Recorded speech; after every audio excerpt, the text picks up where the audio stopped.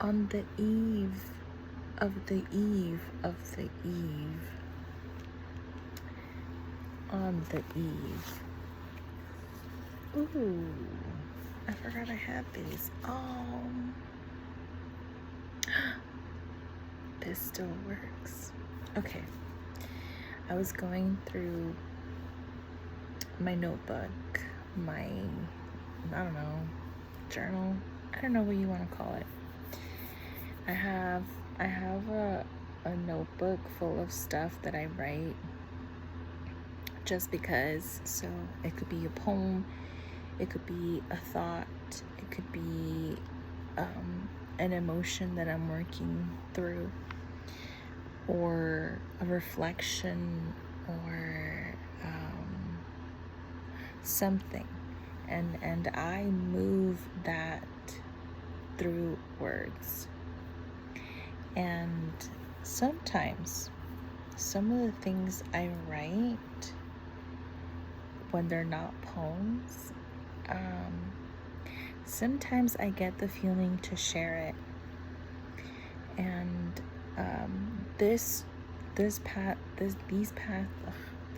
week has been very intense, because the holidays and because life, right? Something I am constantly having to integrate and relearn as a lesson is the way that change occurs in life. I'm okay with change. I've embraced it. I understand its power and its purpose. But you know, sometimes I catch myself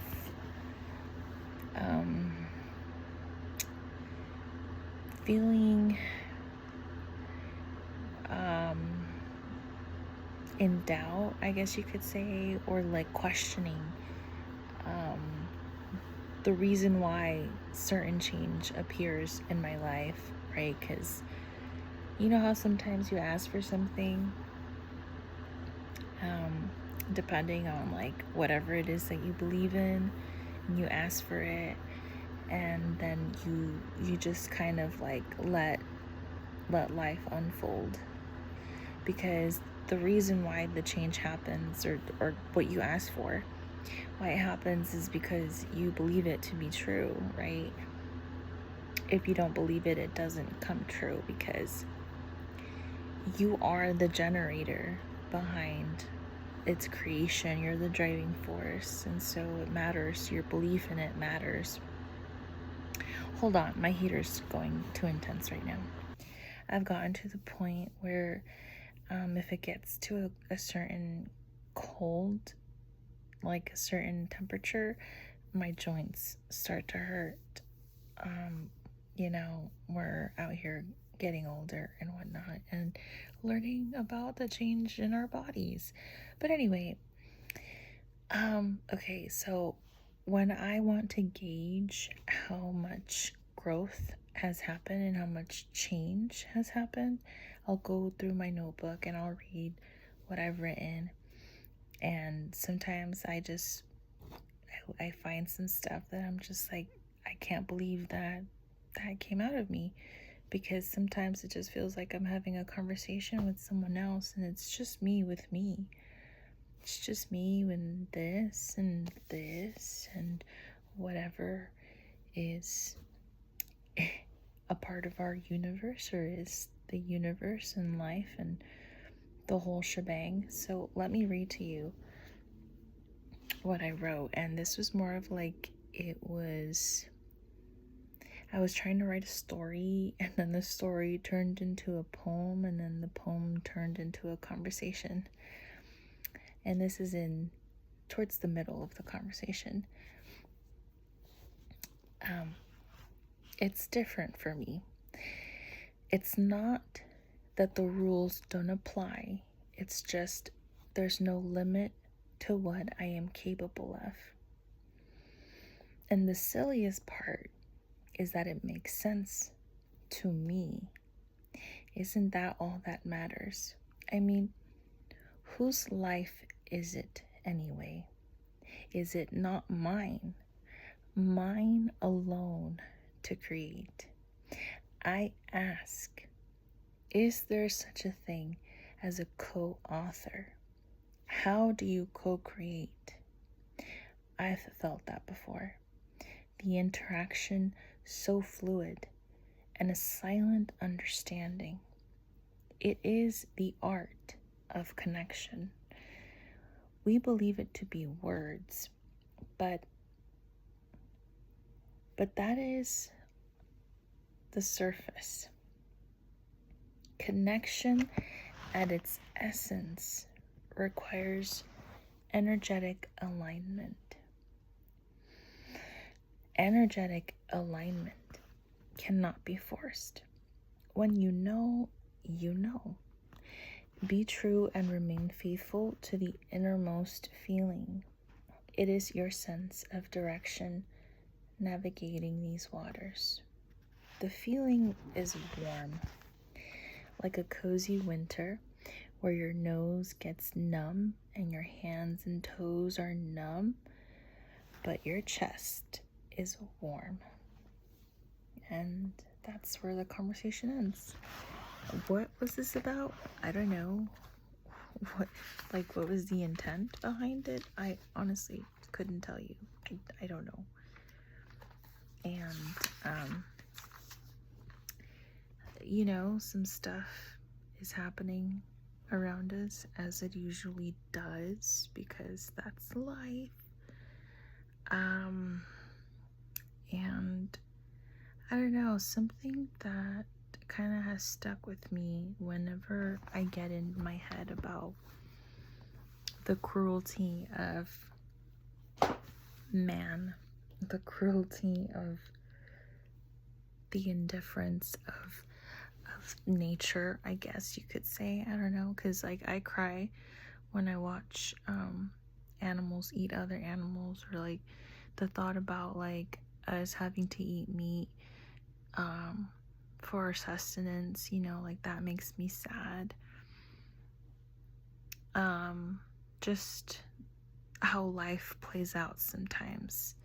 And I know if you focus on the bad, then you'll only see the bad and, all that. But,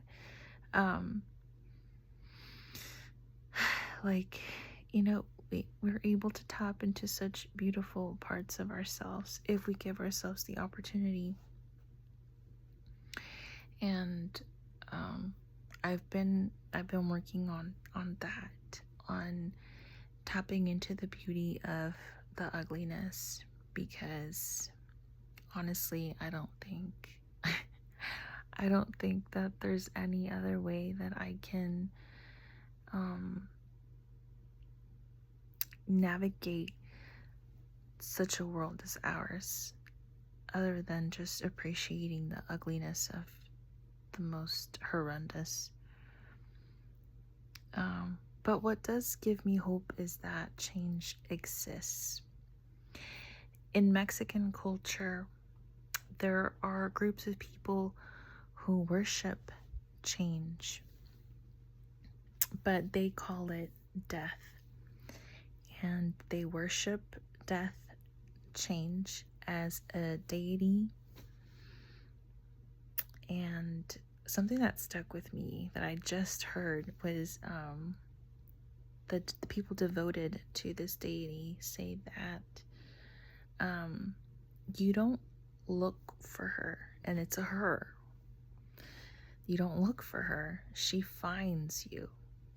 And the moment that she enters your life is when you are ready, you're energetically aligned, and you can circle back and say, this is the connection. When you're ready for something, you just connect. It's not like you force it. You don't force it. It just happens. And you let that flow of things just happen. And that's kind of what happens when I write, is I develop this connection to something. I don't know what it is. And it just pours out of me.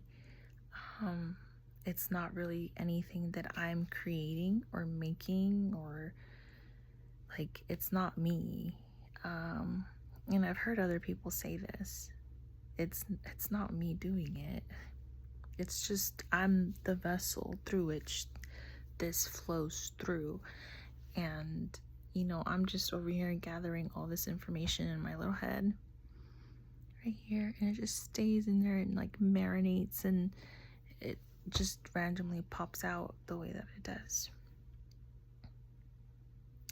You have to give it time to, what's the word when women are like, creating the baby inside of her? What do you call that? Whatever that is. That's what happens with everything that I learned. Interactions and experiences and emotions and memories and reflections and emotions and everything. It's right here, and then all of a sudden, boom, connection, something happens, and then the outcome is things like that. And somehow I kind of feel that this is all connected with like the way that my ancestors connect to what they believe in, and the way that they venerate such human events or circumstances, such as change. Imagine that. You worship change to such an extent that you make it a god, and you give it powers, and you give it movement, and it's just intense. Like, as a human, experiencing all of these things is very intense. And again, with the ugliness of life, you kind of have to do that. You have to take the ugly and you have to make it beautiful one way or another. And one way is to make it into art. Because you can. Because you can. I'm co-creating with something. Ouch. It's some force. I don't know what to call it, because it's not one specific thing. And I don't know. I think every one of us is connected to something, and maybe our purpose, our job in this life is to figure out what that is, and to connect 100%, full faith, full surrender, like diving in with your eyes closed. You kind of have to do it. You kind of have to, because you can. Because you can. And coming from a person with trust issues, believe me, that has been my hardest lesson to learn so far, is the trust. But I guess that's it. I'm going to continue reading through my journals or notebooks or whatever.